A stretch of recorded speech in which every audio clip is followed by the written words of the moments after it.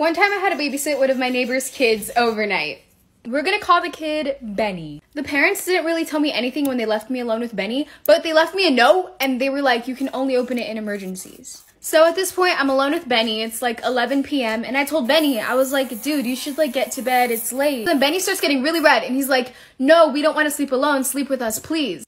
I didn't know why Benny said us, but I was like, whatever, okay, like, yeah, I'll sleep in your room, like, it's fine. So fast forward a couple hours, it's like 3 in the morning at this point. This is the best part. Benny starts talking in his sleep and he's like, take her instead. You're not my friend anymore. I am not yours. And I try waking him up and I look at him and his eyes are wide open as he says this stuff. I was freaking out, so I went to go open the note that his parents said was only for emergencies. It just gets better. The note said, we're sorry for not telling you, run him a cold bath, call 911 in case anything. So after Benny was literally acting possessed while I was sleeping in his room, I went to go open the note that his parents left that was only for emergencies. And guess what it said? The note literally said, sorry for not telling you, run him a cold bath, and call 911 if anything happens. I didn't know what to do, so I just went to go wake up Benny. So when I woke Benny up, he was really, really mad, and he kept trying to put his hands in front of my eyes and was telling me, please be nice to them, open up.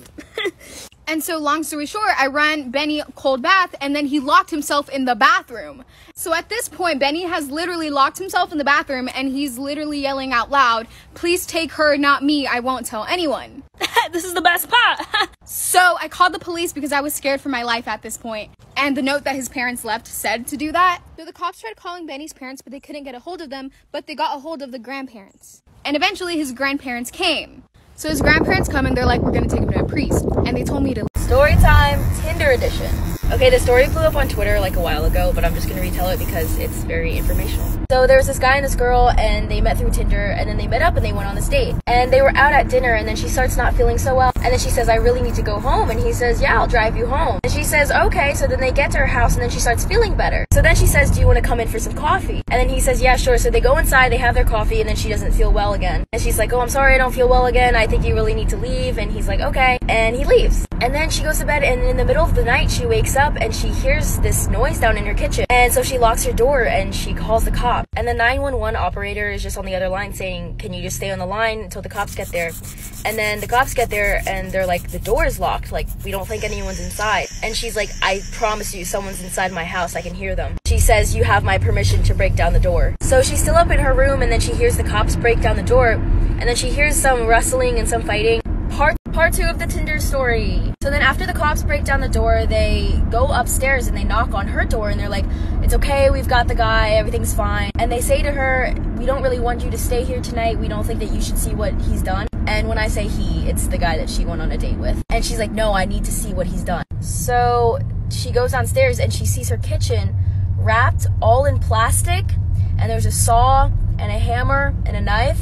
And earlier when he came into her house for coffee, he set his keys down right next to her keys. And so when he left, he picked up both sets of keys. And that is how he got back into her house. And they tested her, like her blood and everything, and she wasn't supposed to wake up because of how many drugs were in her system, because on the date, he drugged her. And then I guess he was just planning on chopping up her body in her own kitchen. I don't know. Stay safe.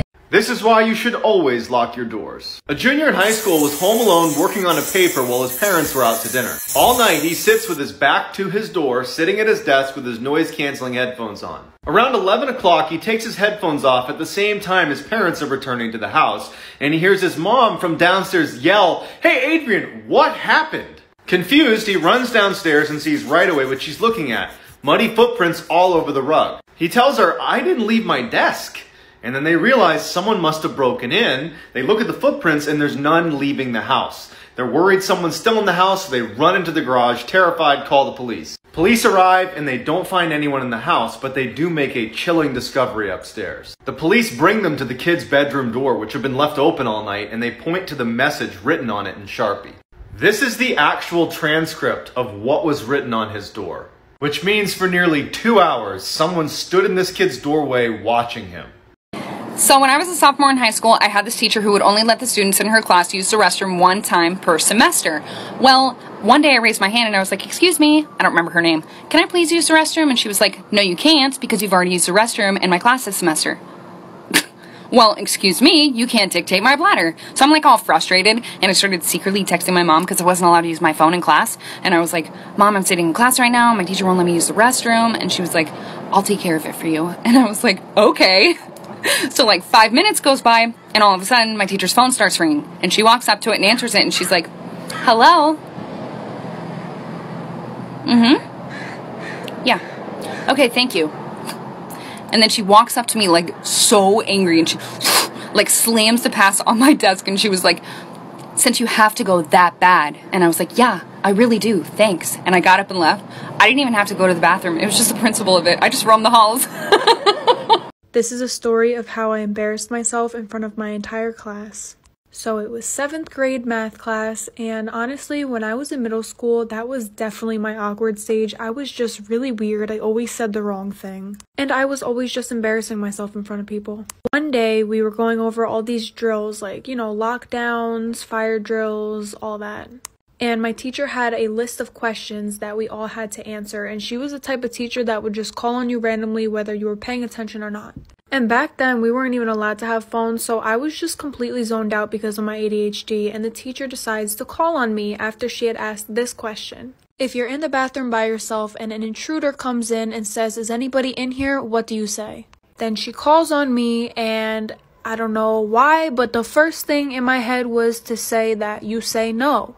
And right away, my teacher looked at me like I was an idiot and started crying, laughing with the entire class. I was mortified. My boyfriend showed up to my house randomly one day. I had just woken up and I got ready so fast in my room. Mom told him that he could wait in the living room. She ended up jumping in the shower. I went outside to the living room and we ended up going to his house. And I was there. My mom called me.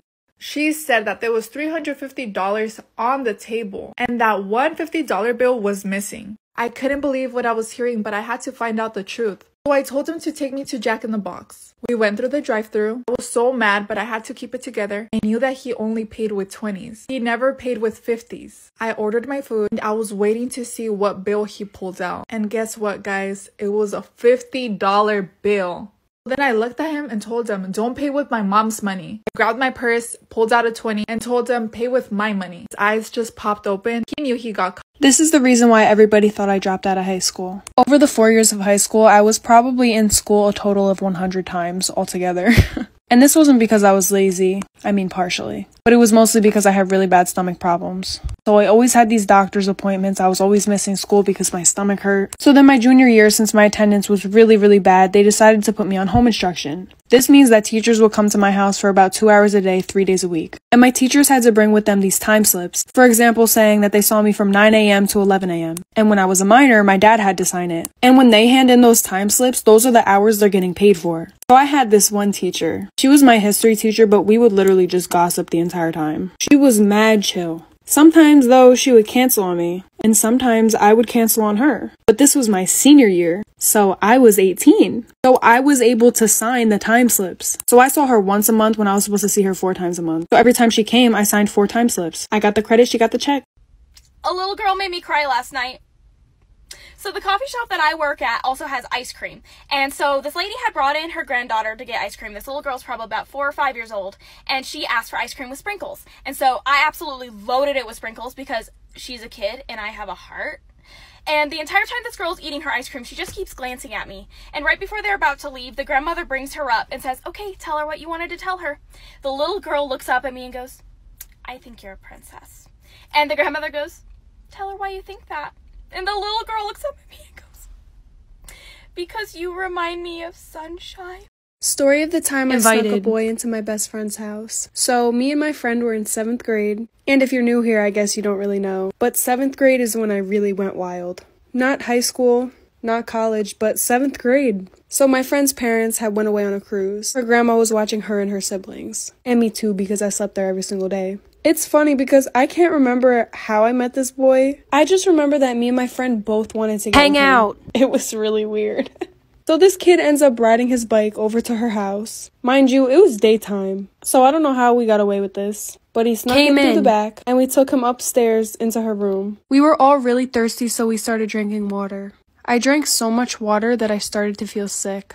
but I ignored it and drank more water. And even though 7th grade was my crazy stage, all I would ever do with boys is just like kiss them. So I kissed this boy, and eventually I had to use the bathroom, so I left for about 10 minutes, and I came back to my friend